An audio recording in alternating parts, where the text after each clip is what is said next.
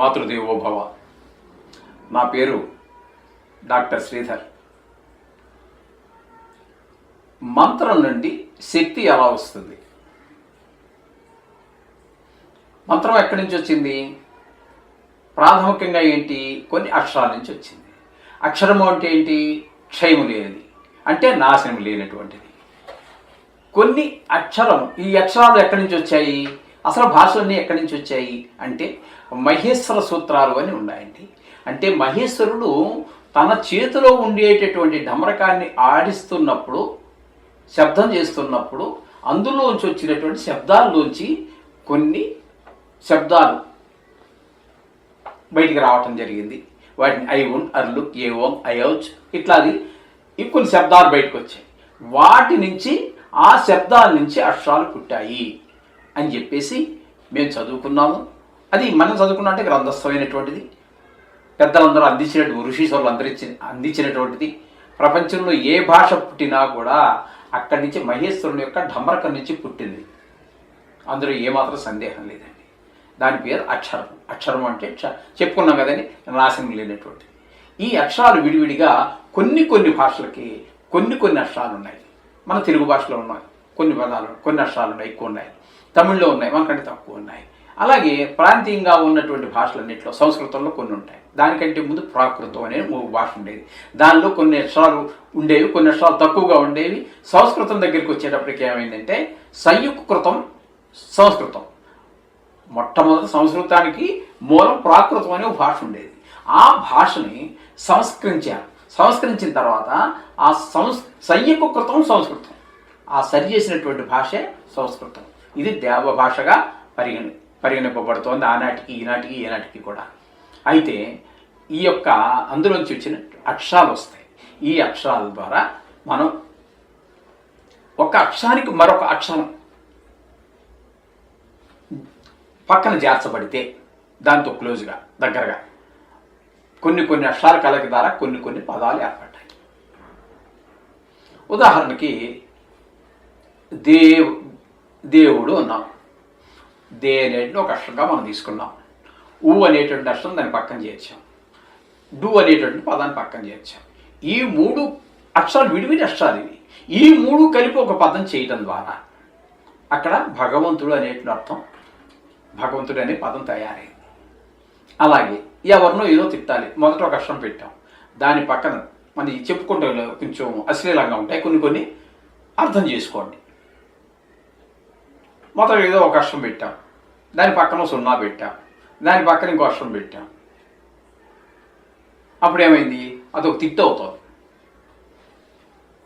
ఒక అక్షరం పక్కన ఒక అక్షరం పెట్టడం ద్వారా, కొన్ని అక్షరాల పక్కన కొన్ని అక్షరాలు పెట్టడం ద్వారా అద్భుతమైనటువంటి పదం ఏర్పడుతుంది. చాలా పవిత్రమైన పదాలు ఏర్పడతాయి. కొన్నిటి ద్వారా కొన్ని అక్షరాలు కొన్ని అక్షరాలు పక్కన చేర్చడం ద్వారా కొన్ని పదాలు ఏర్పడతాయి.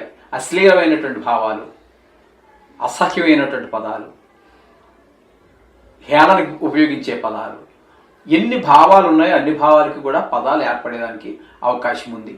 ఈ అక్షరాలు అనేటువంటి చాలా రకాలు ఉన్నాయనుకోండి.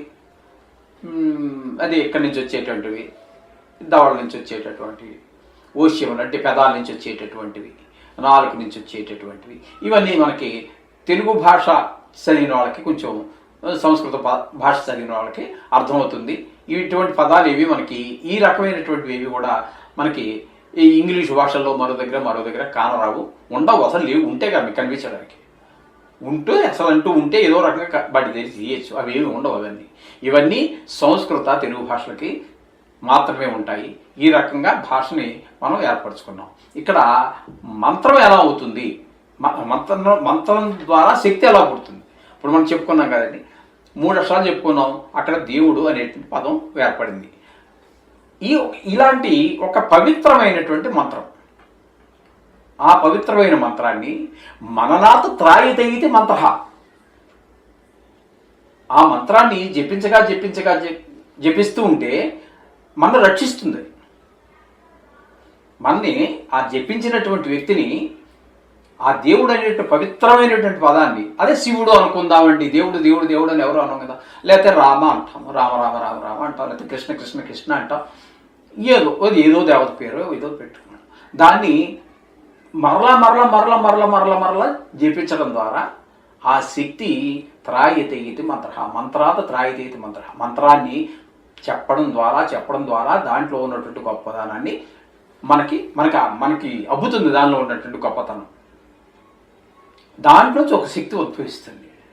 ఉదాహరణకి వాల్మీకి అనేటటువంటి ఒక బోయవానికి ఆయన పక్షుల్ని వాటిని చంపి వేటాడి జీవనం చేసేటటువంటి ఒక వ్యక్తి.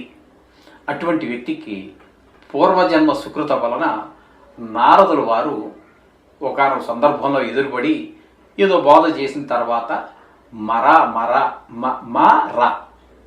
రామలో ఉండేటటువంటి తీసుకొచ్చి ముందు పెట్టి ఆయన జపం ఇది అంటూ ఉండు నీకు శుభం కలుగుతుందని చెప్పేసి వెళ్ళిపోవడం జరిగింది వాల్మీకి మహర్షికి. అప్పుడు మహర్షి కాదండి, ఆయన బోయవాడుగా ఉన్నాడు. పక్షుల్ని వాటిని కొట్టి అమ్ముకుని తింటూ ఈ విధంగా జీవనం గడిపేటువంటి వ్యక్తి ఆయనకి అని చెప్పేసి ఇది కంటిన్యూగా అంటూ ఉండవయ్యా, ఇందులోంచి నీకు మొత్తం జన్మ సార్థకం అవుతుందని చెప్పేసి వెళ్ళిపోవడం జరిగింది. అయితే ఆయన బోయవాడైనా కూడా ఒక పెద్ద మనుషుల మీద ఆ గౌరవంతో, ఆ నారద మహర్షి మీద ఆ గౌరవంతో చెప్పిన దాన్ని చెప్పినట్టు మరా అని కంటిన్యూగా అనడం ద్వారా ఏమైందంటే రామ అనే శబ్దం వినిపిస్తుంది. చూడండి, నేనేనంటే కూడా వినిపిస్తుంది, మీరన్నా మీరు ఒకసారి త్వరగా రండి మీకు వినిపిస్తుంది. కాస్త పోయి రామ అవుతుంది. ఈ విధంగా ఒక పక్షుల్ని వాటిని హింసించి వాటిని చంపి వాటిని తిని వాటిని నమ్ముకుని జీవనం చేసేటటువంటి వ్యక్తి ఒక రామనామ స్మరణ ద్వారా ఎలా రక్షించబడ్డాడండి. మనకి రామాయణాన్ని ఎవరు రాశారండి? ఆయనే రాశాడు వాల్మీకి. అంతటి పవిత్రమైన మనకి శ్రీరామనవమి ఈ ఎపిసోడ్లో మనం చెప్పుకోవడం జరిగింది. రాముల వారి గొప్పతనం, సీతాదేవి గొప్పతనం, వాళ్ళు యోనిజులు కాదు అయోనిజులు. వాళ్ళు చేసిన ప్రతి పని, మాట్లాడినటువంటి చేసినటువంటి ప్రతి చేష్ట కూడా ధర్మబద్ధంగా జరిగినాయండి. వాళ్ళు చాలా పవిత్రులు. అలాంటి రామాయణాన్ని ఆయన రాశాడు మహానుభావుడు. ఈ రోజుకి ఇప్పుడు జరిగిందండి, త్రేతాయుగంలో జరిగింది. త్రేతాయుగం నాటి కథలు కూడా ఈ రోజుకి ఉన్నాయి. మన రామాయణం, మన అయోధ్యలో రామ మందిరం అని పునర్నిర్మాణం చేసుకోవటం జరిగింది. అంత గొప్ప రామాయణాన్ని ఈ 2 వర్షాల యొక్క మంత్రం ద్వారా ఆయనకి శక్తి లభించి ఆయన రాయగలిగాడు ఈ వాల్మీకి మహర్షి. అది మంత్రశక్తి అంటే. అలాగే మనం కూడా ఏదో ఒక నామాన్ని తీసుకోండి, మననం చేయండి. శివుడు కావచ్చు, రాముడు కావచ్చు, కృష్ణుడు కావచ్చు, ఏ మంత్రమైన స్మరణకి జపించడం ద్వారా అందులో ఉన్నటువంటి శక్తి ఉద్భవించి మన కాపాడుతుంది. మంత్రం అంత గొప్పదండి. ఒక రకంగా చెప్పాలంటే వ్యక్తి కంటే కూడా మంత్రం చాలా గొప్పది. మీకు ఆ విషయాన్ని రామాంజనేయ యుద్ధం మీరు ఎవరైనా సినిమా చూసుకుంటే, ఎందుకంటే మనం పూర్తిగా రామాయణం చదవకపోవచ్చు, కానీ రామాయణ సినిమా అనేది మొత్తం 3 గంటల్లో తీసేస్తారు కాబట్టి ఆ సినిమా చూసి ఉండొచ్చు. అందులో రాముడికి ఆంజనేయుడికి యుద్ధం జరుగుతుంది. ఆయన భటుడైన వాళ్ళిద్దరి మధ్య యుద్ధం జరిగినప్పుడు ఆయన రాముల వారు రామ బాణాన్ని ప్రయోగిస్తారు. రామ బాణాన్ని ప్రపంచంలో తిరుగులేదు. కొన్ని అస్త్రాలు ఉన్నాయి.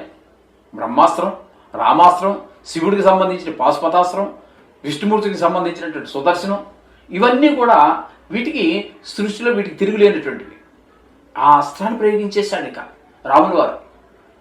కానీ అది ఈయన సంహరించడం దగ్గరికి వచ్చేటప్పటికి, ఆంజనేయుడు సంహరించడం దగ్గరికి వచ్చేటప్పటికి ఈయన రామ శబ్దం పలుకుతూ ఉన్నాడు. ఆ శబ్దం యొక్క, ఆ మంత్రం యొక్క గొప్పతనానికి రాముల వారు ప్రయోగించినటువంటి ఆ రామబాణం తిరిగి వెనక్కి వెళ్ళిపోతుంది రాముల వారి దగ్గరికి. అది మంత్రం యొక్క గొప్పతనం.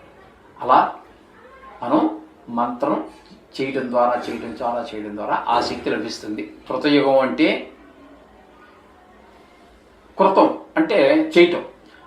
మనకి వేదాలు అవి ఎలా చెప్పాయో అలాగే జరిగేది, అలాగే చేసేవారు జనాలందరూ, అలాగా ప్రవర్తించేవారు, అలాగే చేసేవారు. కాబట్టి దాన్ని కృతయుగం అన్నారు. త్రేతాయుగం దగ్గరికి వచ్చేటప్పుడు, అంటే రాముల వారి కథ జరిగింది త్రేతాయుగంలో. త్రేతాయుగం దగ్గరికి వచ్చేటప్పటికి ఏమైంది? 3 అంటే 3 చెప్పిన దానిలో మూడొంతులు చేసేవారు, ఒకంత ఎగ్గొట్టేసేవారు. అందుచేత దాన్ని త్రేతాయుగం అన్నారు. ఇక ద్వాపరయుగం దగ్గరికి వచ్చేటప్పటికి ద్వి అంటే 2, చెప్పిన దానిలో సగభాగం మాత్రం చేసేవారు. సగం చెప్పని అంటే ధర్మశాస్త్రం చెప్పనటువంటి వాటికి కొన్నిటికి అలవాటు పడిపోయారు, కొన్ని మాత్రమే సగం మాత్రం చెప్పారు. అందుచేత దాన్ని ద్వాపరయుగం అన్నారు. ఇక కలియుగం ఒంటుకాలతో కుంటుతోంది. దీని గురించి మనకి ఎవరికి చెప్పక్కర్లేదు, మనకు అనుభవైక వైద్యం నిత్యం కళతోనే చూస్తున్నాం. ఈ విధంగా ఇవన్నీ ఏర్పడ్డాయి. కానీ మంత్రశక్తి మాత్రం చాలా గొప్పది. మనకి ఈ కలి ప్రభావం నుంచి మనం కాపాడుకోవాలి అంటే మనకి కలో స్మరణాన్ముక్తి అన్నారు. కాబట్టి కలికాలంలో నామాన్ని స్మరించడం ద్వారా మనం ముక్తి పొందొచ్చు అని పెద్దలు చెప్పారు. శుభం భూయాత్.